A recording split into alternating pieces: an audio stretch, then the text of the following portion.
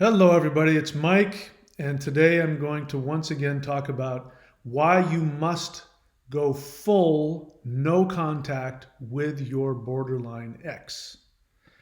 So, I'm going to try and see if I can stay on topic. There are going to be three things we're going to talk about in this video. The first one is, or the first two things are the first two reasons why you must go complete, full no contact with your borderline ex. And the first one is the trauma bond, the intermittent reinforcement, and what that does to you. Once you get into that cycle, it transforms you on a mental level, emotional level, psychological, and neurological level. And that in and of itself is damaging enough, but that's not all. There's more. The second one is the second reason why you must go complete no contact with your borderline ex is because of what I've termed as the final discard and the tremendous, horrific pain that will cause you. And I'm telling you, I've seen it. I've seen it over and over again. And I've seen it in people that I know. I've heard it from you guys. We'll talk about that. And then we're going to talk about what going full no contact means. Most of you don't even know what it means because you're in a trauma bond, you hear things wrong. So before we get into that, this channel is designed to help people who have been in romantic relationships with somebody who suffers from borderline personality disorder and or narcissistic personality disorder. I have my book, How I Survived My Borderline Girlfriend, which you can find on Amazon, Kindle, and on Audible. You can go to audiobooks.thunderwizard.com. And I have another service I've just put on the channel, which is askmike.thunderwizard.com. You want to know what that is? I won't take up your time to explain it. Just go to the website, askmike.thunderwizard.com. Have me answer your questions about BPD and healing. All right, so first thing you need to know, first reason why, and these first two reasons, if they were by themselves, they would be enough, but they're not, they're together, which makes it not twice as important, but it ends up quantumly, expandingly important. So the first reason is the intermittent reinforcement trauma bond. When you get involved with a borderline, and by that I mean when you get romantically involved. Before I go any further, let me say that it is possible for borderlines to get some recovery. They'll never be cured. It's very rare because in order to get any kind of recovery, the person has to want for themselves, not for a relationship or any other reason, for themselves, they must want to get better, and they must be willing to absolutely do anything and everything. They must be willing to experience any discomfort necessary in order to heal. And that means going to the right kind of therapy, which I've heard DBT therapy, regular DBT therapy, regular group therapy in DBT, and then doing the DBT exercises every single day. If you do that for 10 years, if you're lucky, a borderline might be able to have some control over their symptoms. It doesn't mean they'll still be the greatest partner in the world, but there's hope. But not for you. If you're watching this, trust me, you're not going to wait 10 years. And if you think you can wait 10 years and be friends with them, you will suffer the effects I'm talking about. So you have to go no contact because of the trauma bond intermittent reinforcement cycle. Here's what happens. You and the borderline are almost identical. The only difference is you're neurotic, she's psychotic. Look it up so you know what the difference is. Psychotic means that they're not in touch with reality at least some of the time, and they're okay with it. And neurotic means that you are in touch with reality, but you don't like it, and it causes you a lot of anxiety. And you want to kill yourself anxiety. You're neurotic. You're not, if you don't have a personality disorder and you get with a borderline, if you're not neurotic, you will end up neurotic very quickly. Because You and the borderline are the same in that the borderline, the way she ended up where she is, she has a form of narcissistic personality disorder. The way that she ended up that way was that she was not allowed to be seen, heard. She wasn't given any attention. She was neglected. She might have been outright abused. She might have been like a trauma victim in a war, like left out on the porch and a bomb fell, and she was left out there for, a day by herself as an infant. These are the kinds of things that create borderline personality disorder. It's amazing that they're able to function. I have nothing but compassion and empathy for them. But without therapy, they are absolutely toxic to you. If in romantic relationships especially, maybe not in workplace, maybe not at school, but in a romantic relationship, this is when their toxicity explodes. So they need desperately to be enmeshed with a mother figure. That's you. You didn't realize that, but that's who you are. However, it won't work. Because when they needed that enmeshment with their mother, it was interrupted, never given to them, confused, whatever. And so what ends up happening is that simultaneously with their need for enmeshment, they also have a tremendous fear of being consumed, as well as a tremendous fear of being abandoned. All that stuff wrapped up in one beautiful blue-eyed package just waiting for you. Now, you think that you're being loved on. Now, the thing that you share in common with the borderline is you have that same issue. Now, you're not disordered, so you didn't experience that level of trauma, but you still have it. You still have it. You still have the need to be enmeshed with your mother. And until you experience that, you will not feel whole. The difference between you and the borderline is because you're not disordered, if somebody does enmesh with you, you are able to transfer that motherly need, desire for enmeshment with the mother and to be loved and nurtured. You have the ability to transfer that onto somebody and create a bond. If the person is healthy and you are relatively healthy, this can be a very healing process. It can create a tremendously beautiful relationship that could last the rest of your life. When you get love bombed by the borderline, who is in the process of they're giving you their shared fantasy, which is, look, you're God, you're the mother figure, and you are going to enmesh with me and you are going to complete me, and then I'm going to lie back while you completely fill my body with the most delicious, beautiful, loving, divine energy, and then I will be okay. I will disappear in your love and everything will be perfect. That is the shared fantasy they give you. You say, that sounds awesome, because that's what they're doing to you. But what you think they're doing to you is, here, I'm going to love you forever. I don't have any faults. I'm the perfect partner. And I am like an angel. I love unconditionally. You're going to want to be with me forever. And I'm going to be like this because you're perfect for me. I'm going to be like this forever.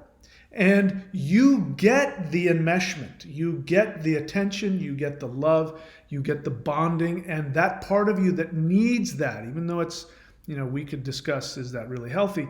You get it and you get fulfillment. And this is what makes it so tragic, because once you get that fulfillment, you've now bonded with your mother. Have you ever wondered? I mean, I did. I had a fiance that I loved more than anything in the entire universe. She passed away. It was horrific. It wasn't anywhere near as damaging to me as when my borderline, who I didn't know that well, who I had fallen in love with and got enmeshed with, when she split on me and she discarded me, the pain I went through with that was worse than the pain of losing my fiance, who really was my soulmate, healthy partner. Why is that? It's because you are regressed now to an infant stage where you need your mother to survive. You no longer have a choice. You don't have the choice. You have to accept this, that you think you're walking on, yeah, I'm still going to be friends with my borderline, and I still this, and we talk, and I'm not going to do the one thing, and I'm okay. You don't understand that you are in complete, total out of control. You don't have any control whatsoever. You have no control to modify your feelings. You have no control to modify how much you love her and need her. You have zero control. It's not because she's absolutely amazing.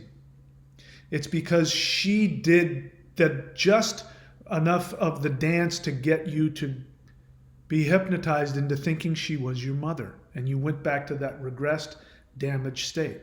And now the bond is there. And your nervous system says, if I'm not with her, I'll die. You know what that feels like. They discard you and you feel like you're going to die. You didn't feel like that with all the other women you dated. You got your feelings hurt. Maybe you're sad. Maybe you cried for a week. Maybe you drank yourself into oblivion for a while, but you got over it. You don't get over this because the infant never gets over the loss of the mother being torn away from the infant. That trauma never, ever gets fixed. You found somebody who replicated it enough that you got, and you think you're fixed. And the sad part is that you can have a sense of fulfillment if somebody loves you like that. She can't. No matter how much you love her, it will never fulfill her. Ever, ever, ever, ever, ever. Sorry to say. So you get enmeshed and attached, and that creates a trauma bond. Now, in order to keep you at arm's distance, because once that bond is established, she's going to have some very different, frightening, confusing feelings. She thought you were the one. All of a sudden, she has doubts that you're the one. All of a sudden, she needs her space.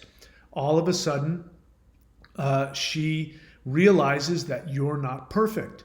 All of a sudden, she realizes you're not God. You're not, even though she put the costume on you and you said, I'm going to play the part. Give me my lines in my script, mommy. I will play what part you want me to play. Even though you're doing it perfectly, she says, it's not fixing me. It's not working. I don't know what to do. And she starts to melt down. And then comes the intermittent reinforcement. She discards you. She devalues you. At the very least, she finds things wrong with you, says nasty things to you. Or if she's quiet, she will discard you. She will ghost you. She'll climb in her bed. She'll drive to Mexico and disappear. And when that happens, then you are in a state of trauma. Your nervous system says, I'm dying. Mommy is the only one that can save me. Now, you're mentally in a state of confusion where you go, but she's bad for me. Why can't I just let go of her? And your nervous system says, I'm not going to fucking let you let go of her. She is what's keeping us alive. She is life. And you say, she's not life. She's a person. Your nervous system says, don't you fucking disagree with me. I will put you in a coma, motherfucker. I need her. We will not survive without her. And then you're waiting.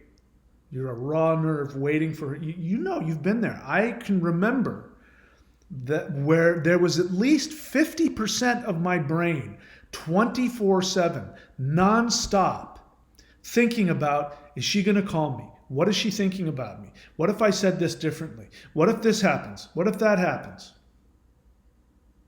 So that's your nervous system. It's taken over complete control of you. You are not in control of anything that's happening.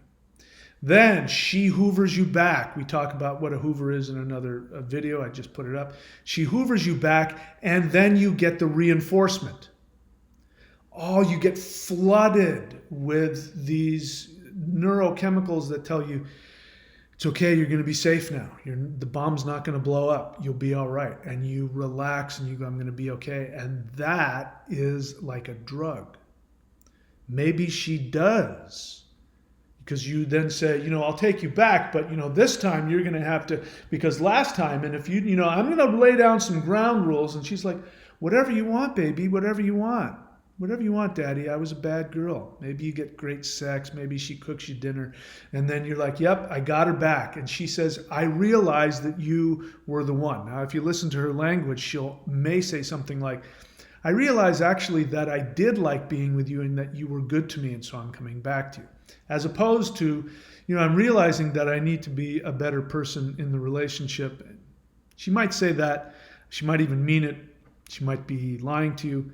But if you listen, she will tell you, no, I've realized that you will do what I want, and so now I want you back, and I don't have any sadness or any empathy or any regret over what I did. I just changed my mind, right? Okay, so let me back.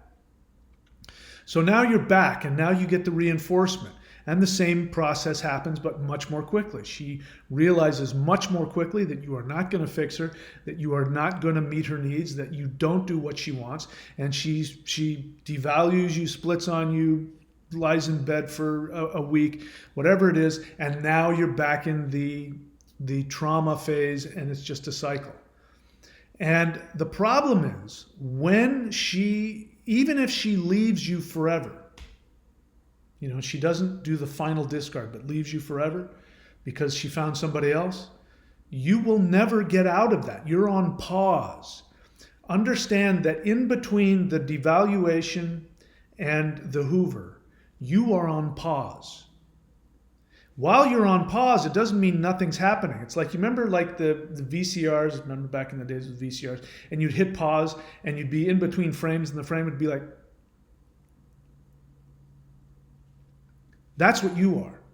You are filled with this angst of needing to get that fix, and you're on pause. And you will stay there for as long as she's gone. You understand that people come to me and they say, I've been out of this for 7 months, I've been out of this for a year, I've been out of this for 2 years, I've been out of it for 10 years. That means nothing to your unconscious. Your unconscious doesn't know what time is. Time is a concept. It's a completely made up concept. It doesn't exist. And your unconscious mind doesn't know. 7 months. Oh, 7 months. I'm a lot better now. No, not if you're on trauma pause. There's my new phrase. If you're on trauma pause, your unconscious mind is going to be in the same spot, and your nervous system is going to start to wear down. It'll wear you down. It'll make you sick. I kid you not. I couldn't be more serious in my life.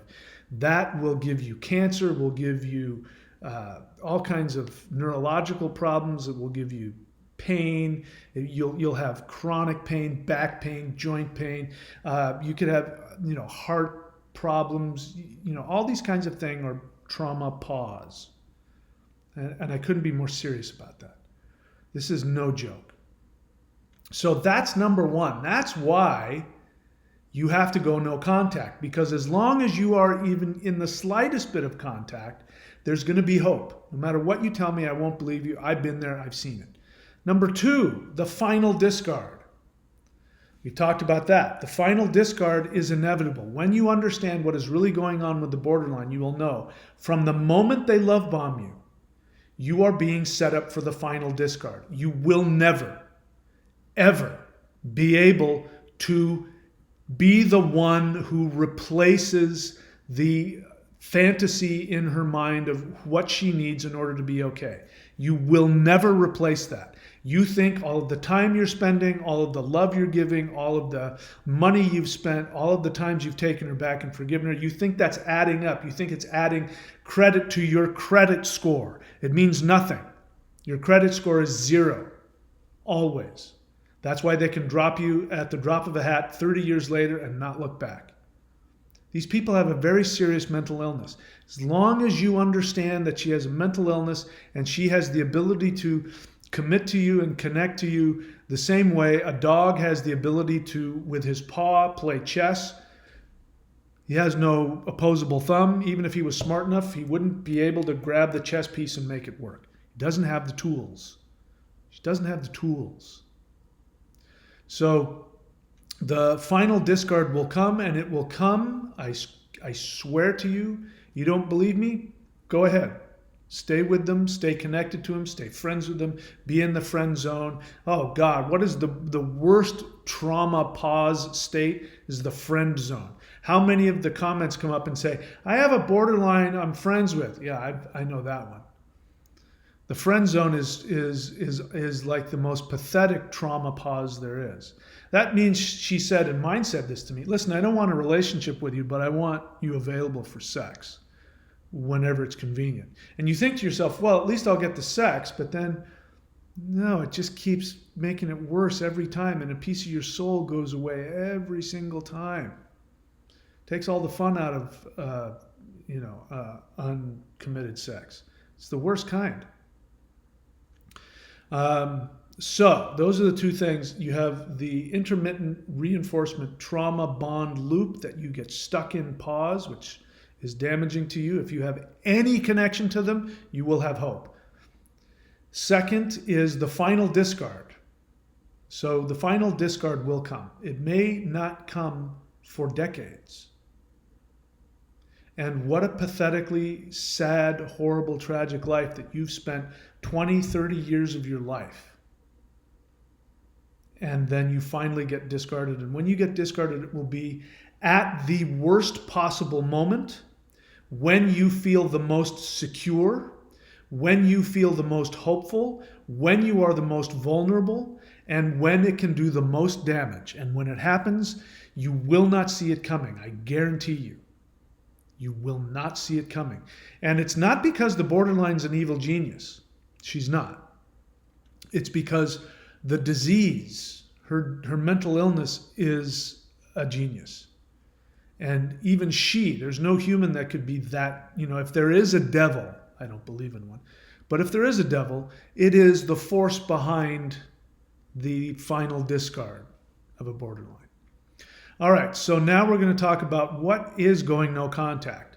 You don't know what no contact is. You people say, yeah, Mike, I went no contact. I haven't called her for a week. That's not no contact. Here's what no contact means. No contact means that you do everything, even go beyond what is possible. You do absolutely everything, even the impossible, to make sure that she never can contact you ever again for the rest of your life. Should I repeat myself?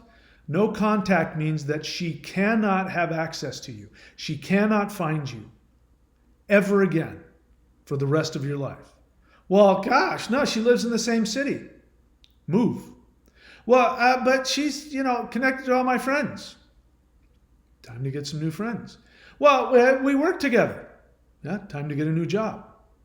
Well, but she's got my phone number. I throw your phone in the river and get a new one. Well, here's the worst one. But we have kids. Here's one of the worst ones. People use their religion. There's a lot of religious people that end up with borderlines. And they'll say, well, it's against my religion to divorce. Fine. Enjoy your long, slow, painful, but religiously correct death. Be my guest. Enjoy yourself. Look, if you've got kids, I'm so sorry. I'm so sorry that happened. But you chose to have kids with somebody that you knew was not 100%. You knew it long before you had, kids plural, but you knew it long before you had the first kid. And so this was a choice that you made. So don't give me this crap about, we have kids. Well, you chose to have a kid. You chose not to use protection. And you chose to have unprotected sex. And then you chose to go ahead with the child. And then you chose to go ahead and either stay connected or get married. You chose all those things. You're not a victim. I don't have kids. You want to know why? Because I made the decision never to have them. I've never had any accidents. So don't tell me, oops. No. That was you making the choice consciously or unconsciously, and you're responsible for that. And so you're responsible for the resulting damage that's going to happen to your kids because they are the children of a borderline. The fastest way to create a borderline is to be the child of a borderline.